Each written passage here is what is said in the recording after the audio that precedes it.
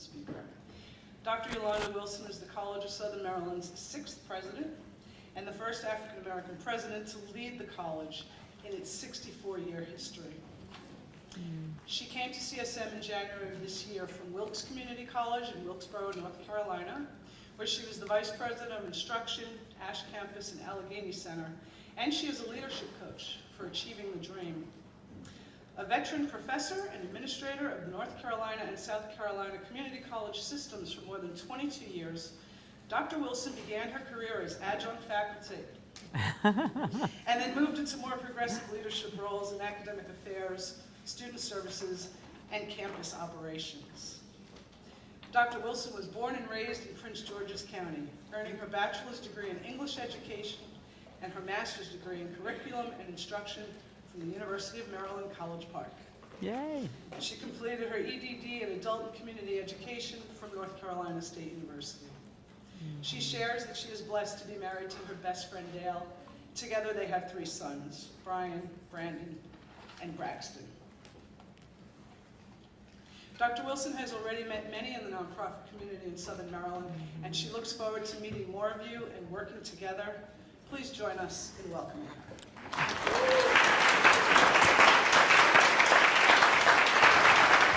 Good morning. Oh, it's so wonderful to see the sea of beautiful faces out there. Good morning. Thank you for your introduction, Kara, and thank everyone for your warm welcome. I am so very honored to be here to speak with you today. And I want to share that I just love the title and the intent of today's conference, Collaborative Communities, Building an Equitable Region. To me, that means creating spaces and goals where we collectively and with a unified purpose can think bigger and respond quicker to address the needs of our most vulnerable populations at both the organizational and community levels. Such efforts are central to creating more socially and economically vibrant communities. And that is the mission that drives us and the calling that centers us in who and what matters the most. In fact, some might even argue that this is the equity work that is ahead of us all, not only today, but in the future. When I began as CSM 6th president a short 110 days ago, my how time flies, I was reminded of the significance of new beginnings, of the importance of honoring the rich legacy at CSM and this community, and of continuing and building upon the momentum of our noble mission. I have spent a great deal of time in these last 4 months, and some with some of you, engaging, listening, and learning. Because I truly believe that collaborative visioning first begins through meaningful connections and conversations. My goal then, and my goal now, is to foster a welcoming, inclusive environment that encourages active listening and open dialogue while seeking to understand our unique strengths and collective opportunities. Only then are we truly able to continue building success together for our students, for our employees, and for our community. Having spent more than 20 years in higher education, I understand that we are more than educators transforming students' lives. CSM is a convener and a connector, building a bridge from where students are coming from and creating pathways to where students are going to. We at CSM recognize that work of this magnitude cannot be done in isolation. It must be done in collaboration and requires working alongside our allies to make a positive impact in the lives of those we are honored and privileged to serve. To that end, my CSM team has heard me share my favorite African proverb several times now, and I want to share it with all of you today. If you want to go fast, go alone, but if you want to go far, go together. I know that many nonprofit organizations live in that truth, and over the past few years during the pandemic, even more so. Everyone in our community is touched in some way by nonprofits' work, and our citizens' lives are richer because of the vital services and supports each of you provides. One powerful illustration is seen in the lived experiences of our CSM alum, Tiffany Barber. She's the executive director of a relatively new nonprofit here in Charles County, the Poema Movement. Poema provides transitional living for women who are moving from crisis to independent living and provides all the enormous supports necessary to help these women be successful. Now I'm going to call up Ann Small, my PIO, to start the video, and let's take a look at Tiffany's story.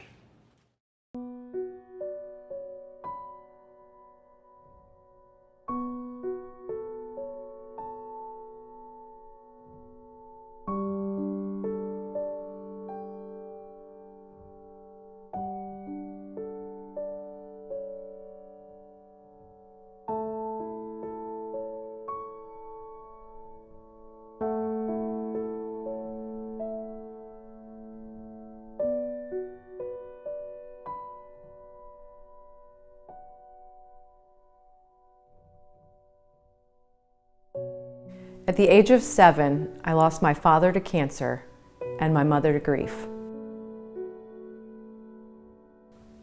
And though my mother did her best to keep me safe, fed, and warm throughout my childhood, those tangible supports never replaced the distance I felt between her heart and mine.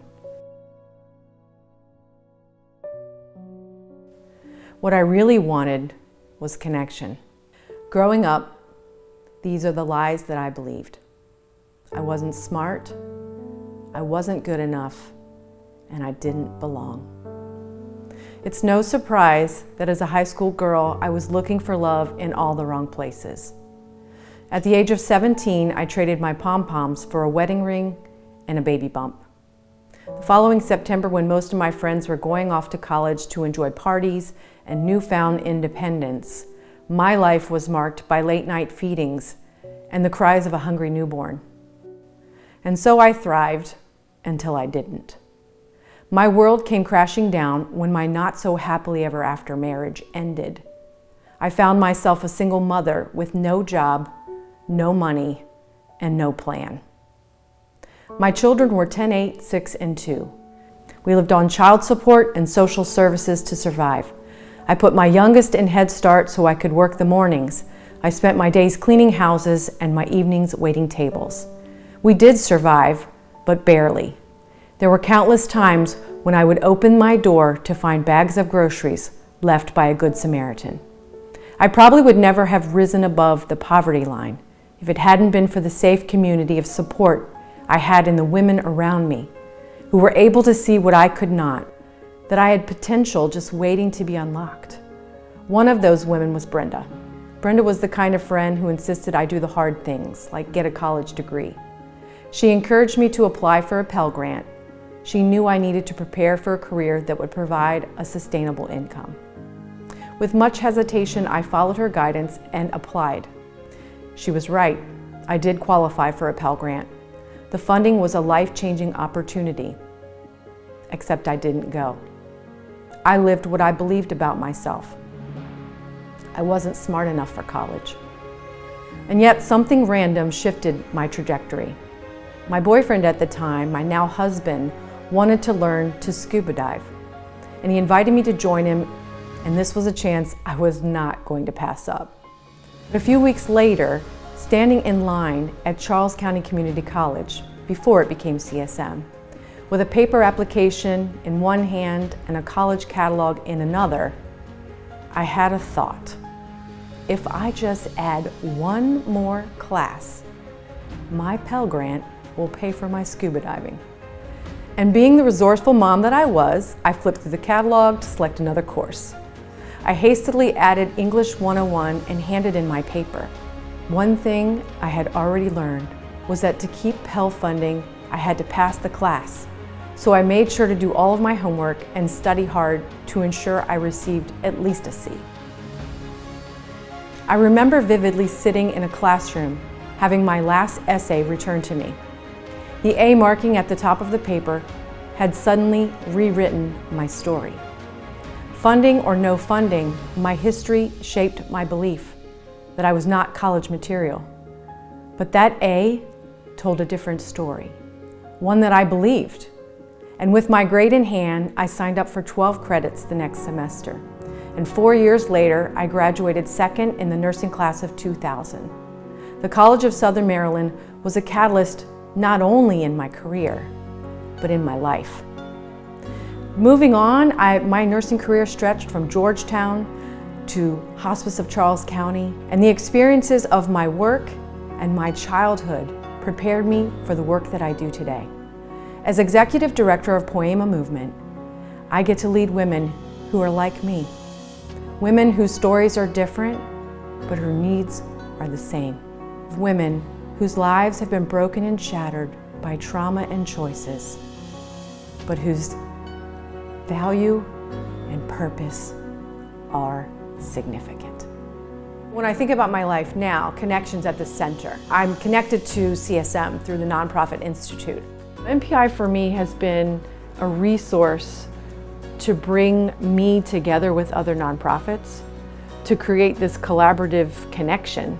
Collaboration is ultimately about being the best that we can collectively. It's not just about what can I get from you. It's also about what can I give to you. And as we make that exchange, we have this healthy community. I'm connected to my coworkers that shoulder the journey with me. I'm connected to amazing women who I'm able to be honest with.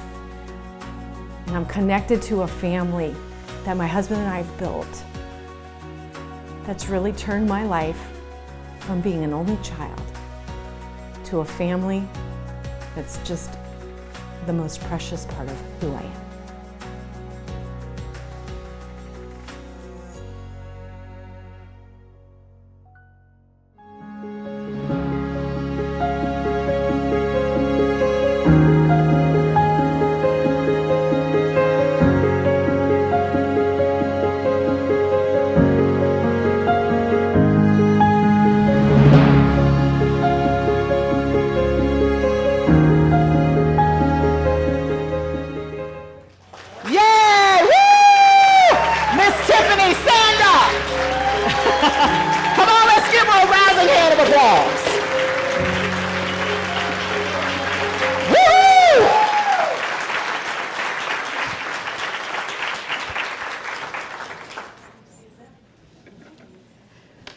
Friends, as Tiffany points out, collaboration is about being the best we can collectively. So here we are, all of us, trying to fulfill the work of our individual organizations, understanding that there is power in having all of us rally around a shared goal, supporting each other with shared resources, and hopefully having moments to celebrate shared successes. What I have described, known as the collective impact model, encourages agencies to work together to achieve common outcomes and points us toward creating community vibrancy metrics that we all agree are critical to our social and economic mobility. That is how we build a collaborative community. That is how we continue to transform our Southern Maryland region into a vibrant place to live for all of our citizens. So much tremendous effort has already been done by many of you to support our communities in this regard, and I'm so very proud to highlight a few. Each of you, for one, helps foster civic engagement. Because of your organizations and by virtue of so many of your missions, you create valuable opportunities for our community volunteers to walk alongside of you in your work. Volunteering creates opportunities for collaboration and networking, skill building, leadership development, and establishing important social bonds. Every day, each of you prove that African proverb, if you want to go far, go together, to be true. And so does the Nonprofit Institute at CSM. The Nonprofit Institute at the College of Southern Maryland has been supporting local nonprofits for 13 years. As you know, the Institute provides professional development, networking opportunities, referrals, and other specialized services. I would like to stop here and ask that you all join me in acknowledging our Standards of Excellence consultants, Kara Fogarty and Michelle Sullivan.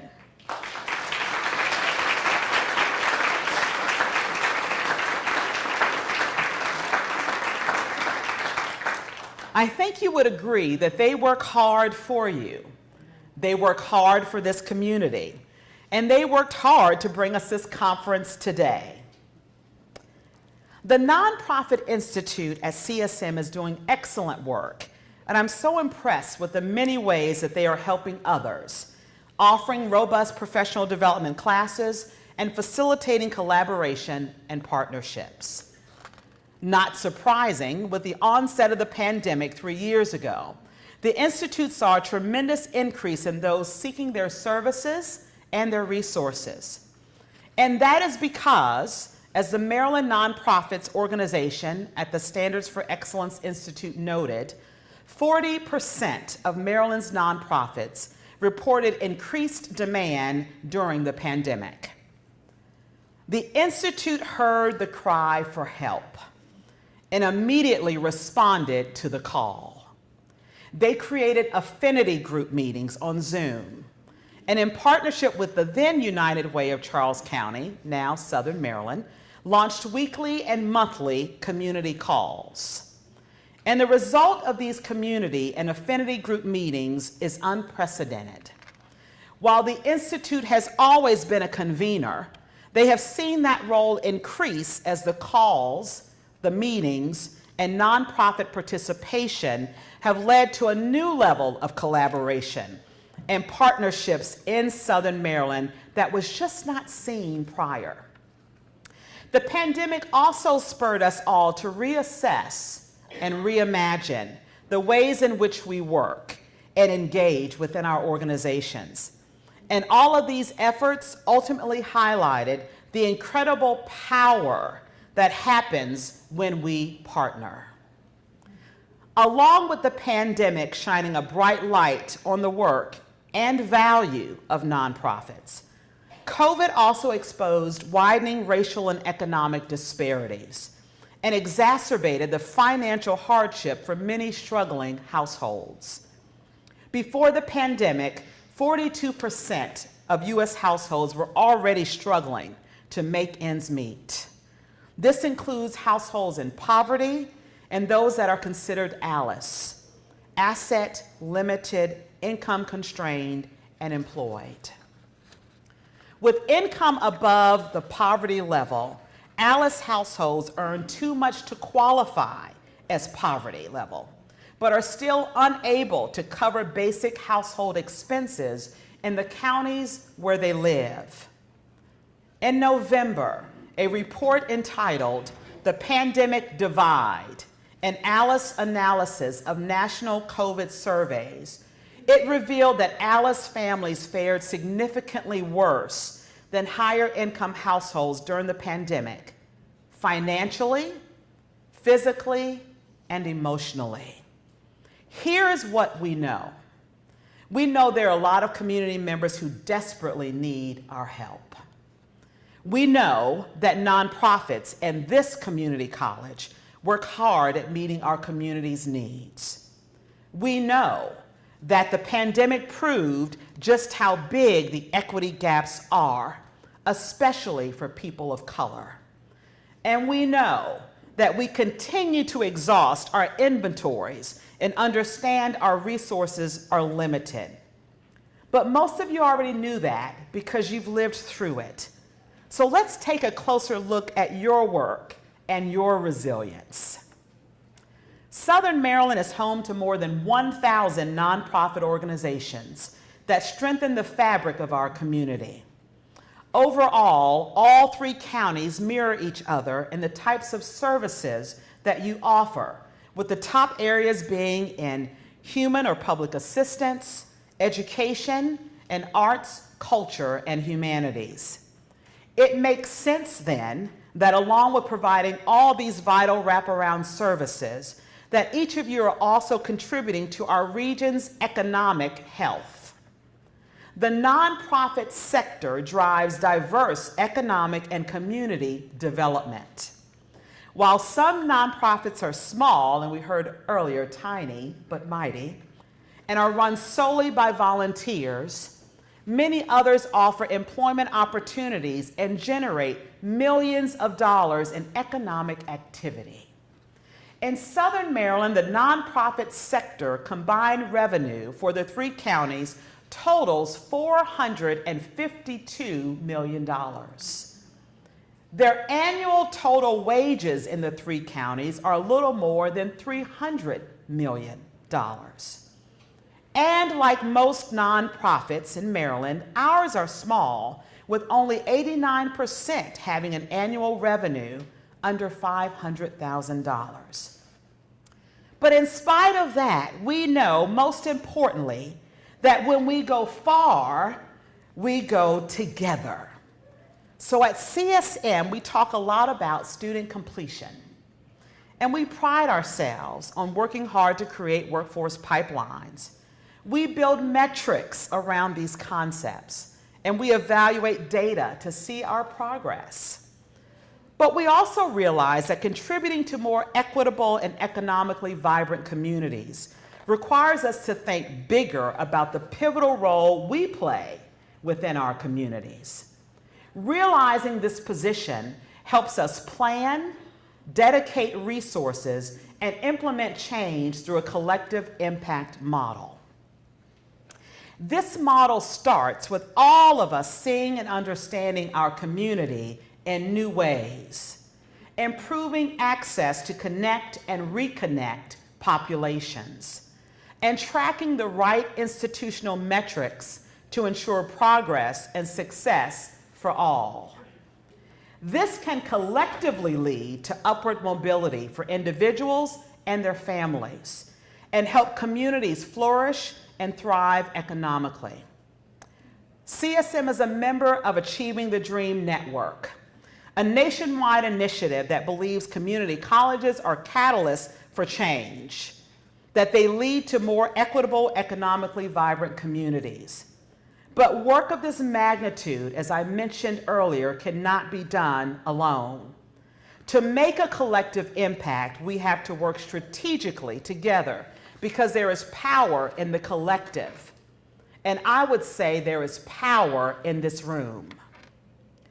Imagine the results if we work jointly on one overarching strategic plan for our Southern Maryland region. Imagine the results if the thought leadership in this room worked together to do a broad needs-based assessment, created shared goals and metrics, decided to share physical and financial resources, and created a shared timeline with key performance indicators that represented the diverse demographics of the populations we desperately desire to serve and who desperately need us. Now imagine that data, and then imagine those shared results. The benefits of working together in a collective impact model would maximize our efficiency and our effectiveness by avoiding duplication of efforts and leveraging the strengths of each participating organization. In addition, participating in a collective impact initiative can provide social proof and increased credibility for all of our organizations, as well as provide leverage for community intentionality and advocacy. I submit to you today that collective impact initiatives will help our organizations better demonstrate the impact of our respective missions and visions. So I encourage you, my friends, to dig deep in this collaborative space, to not just share and learn about ensuring equity in your own services and equity in your own care for our most vulnerable populations. But I also ask you to think about Tiffany's story and find ways to strengthen your partnerships to ultimately capitalize on our connections. All with the ultimate goal of going far and going together. Thank you.